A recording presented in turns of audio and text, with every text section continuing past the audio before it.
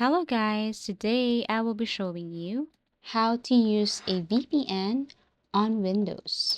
If you find this video helpful, please do like and subscribe. So in order for you to add a VPN, first you have to go to your start menu here on your Windows and then search for a VPN, or you can also type here add VPN.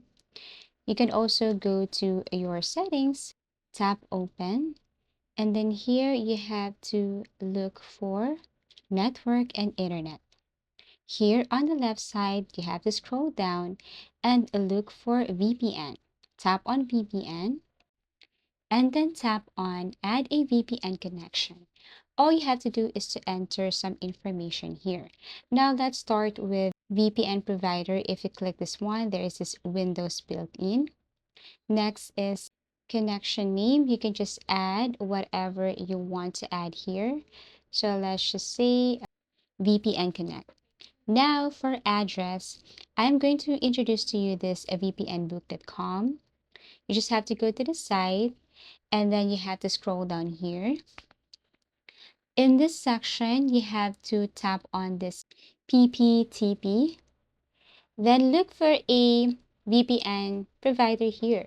So let's just say I want to connect United Kingdom. I'm going to copy this address, right click, copy, go back to my VPN settings and then paste it right here. For VPN type, just set this to automatic. For type of sign info, you can just leave it with the username and password. And then below here, you can see this username, which is optional. You can go back to vpnbook.com, copy the username right here, and then paste it to your VPN settings. Now for the password, you cannot copy and paste it once. You have to enter it manually, and then that's it. Now, as you can see, here is your VPN. You have added it, right click, and then connect. And that's how easy it is to use VPN on Windows. Thank you for watching and see you again in our next video tutorials.